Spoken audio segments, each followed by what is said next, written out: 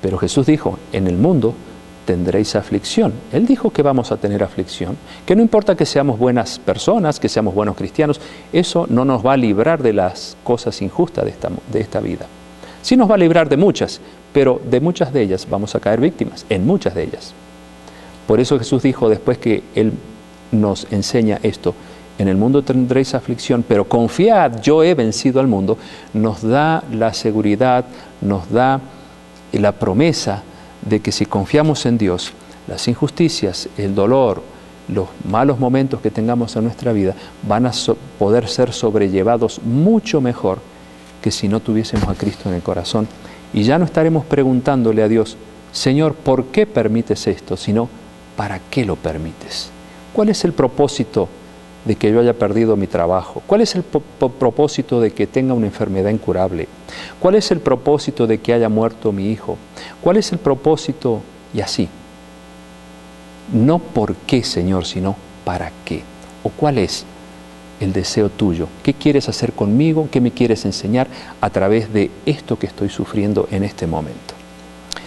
Saben, amigos, que si no fuera por el dolor y el sufrimiento, muchas personas nunca se habrían acercado a Dios.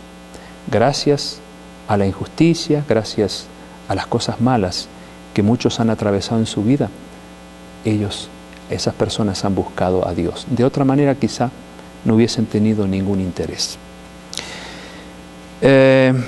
Vamos a ver lo que dice allí en San Mateo 8:24. Cuando los discípulos de Jesús pasan por un momento realmente doloroso, Mateo capítulo 8, versículo 24, y allí ellos se encuentran en esa tempestad, estaban en su embarcación en pleno mar, y se levantó una tormenta muy fuerte, las olas cubrían la barca, dice en el capítulo 8, versículo 24, se levantó del mar una gran tempestad. Sin embargo, Él dormía, es decir, Jesús que iba con ellos, dormía. Vinieron sus discípulos y le despertaron diciendo, Señor, sálvanos, que perecemos. En otras palabras, Señor, viene una tormenta tremenda, nos vamos a hundir, y tú estás durmiendo ahí. Él les dijo, ¿por qué teméis, hombres de poca fe? Entonces, levantándose, reprendió a los vientos y al mar, y se hizo grande bonanza. Y los hombres se maravillaron diciendo, ¿qué hombre es este, que aun los vientos y el mar le obedecen? ¿Cuántas veces, amigos, pasamos por tempestades en la vida? De diferente naturaleza.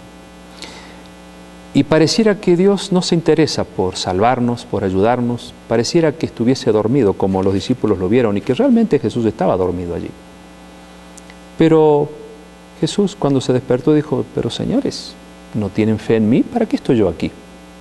¿Quién controla la vida de ustedes? ¿Quién controla la embarcación? ¿Quién controla este temporal que viene? Yo soy el dueño de este mundo. No se preocupen. Y calmó la tempestad.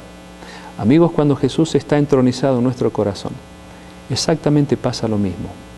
Él está dispuesto allí a calmar la tempestad de nuestra vida, darnos fe, darnos esperanza, está dispuesto a darnos todo lo que necesitamos para sobrellevar con valor y con fuerza ese momento difícil que nos toca atravesar. Primera de Tesalonicenses 4:13, allí San Pablo habla de dos clases de personas y ojalá que nos identifiquemos con esa clase de la cual San Pablo dice lo siguiente: tampoco queremos, hermanos, que ignoréis acerca de los que duermen, o sea, los que están muertos, para que no os entristezcáis como los otros que no tienen esperanza.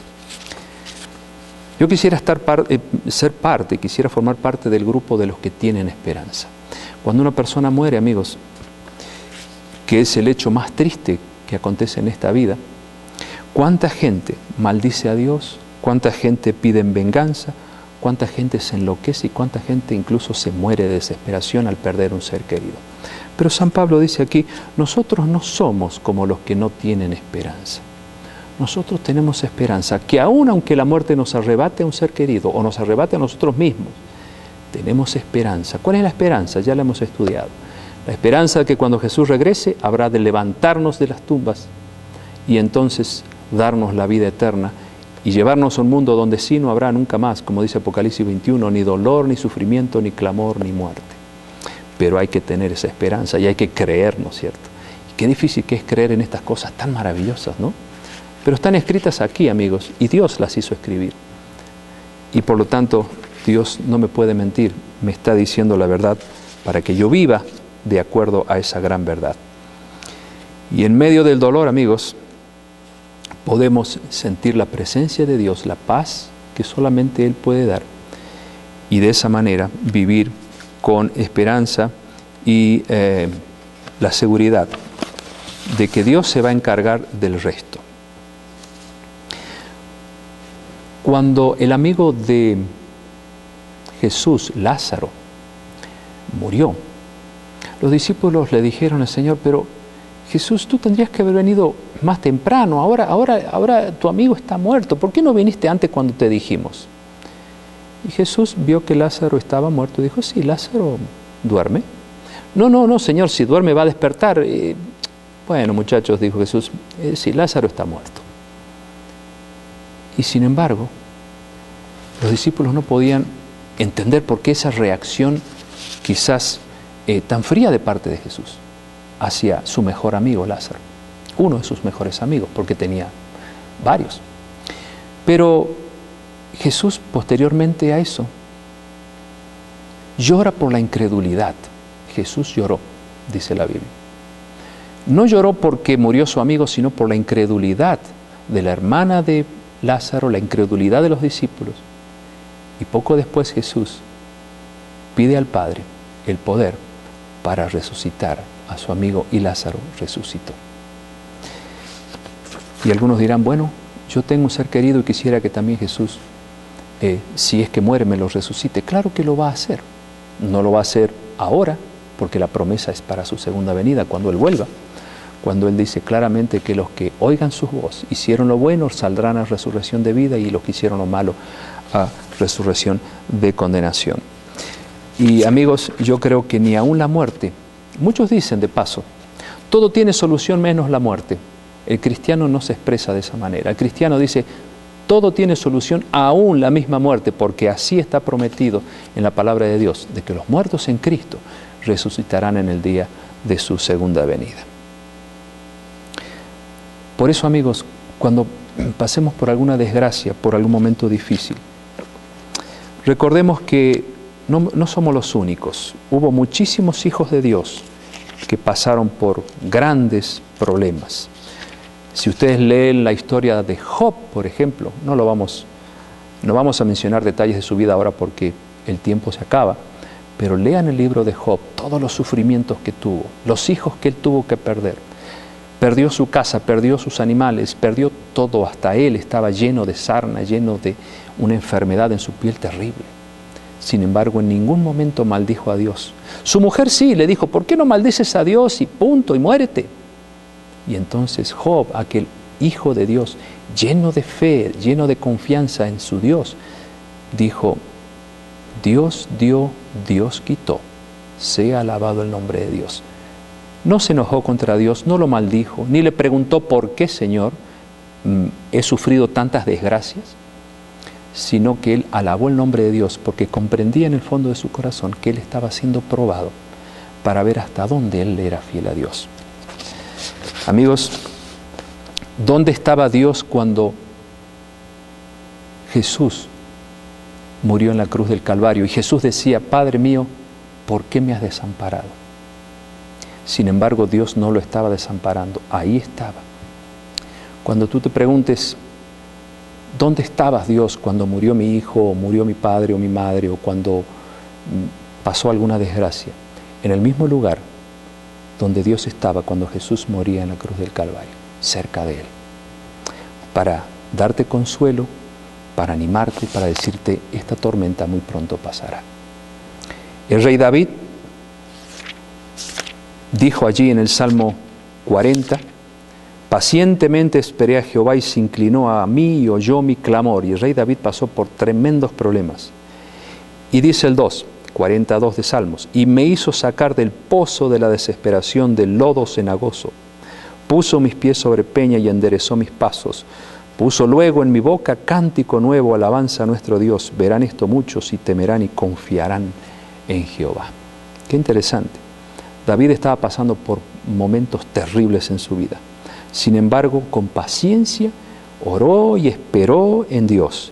Y Dios, que siempre estuvo cerca de él, no se olvidó de él y de sus desgracias, y lo hizo sacar del pozo de la desesperación y del lodo cenagoso. Fíjense cómo describe la situación en que se encontraba este hombre.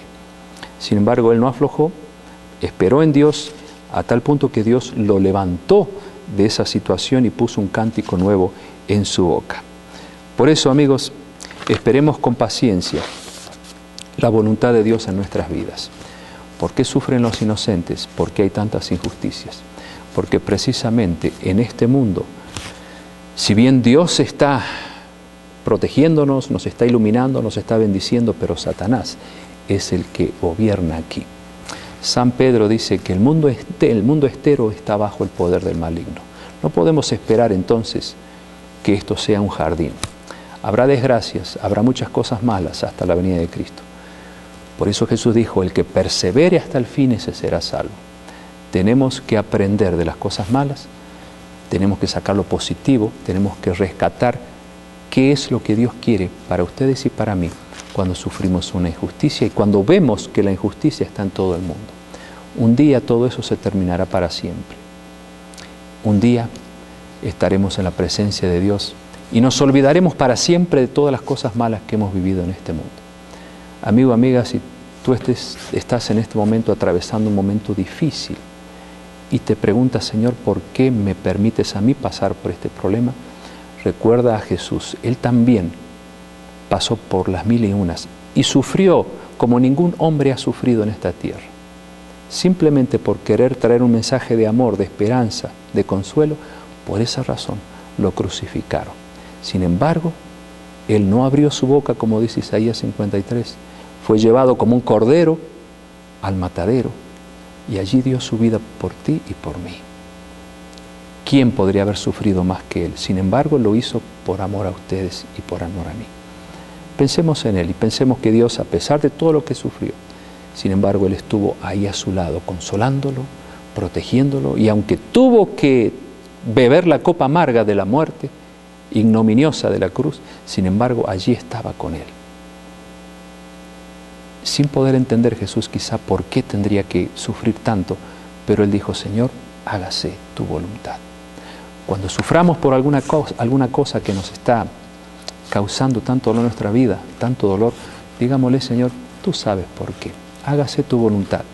Yo no entiendo, pero sí tú entiendes por qué razón me pasa esto a mí. ¿No les parece que sería una forma de buscar el consuelo de Dios?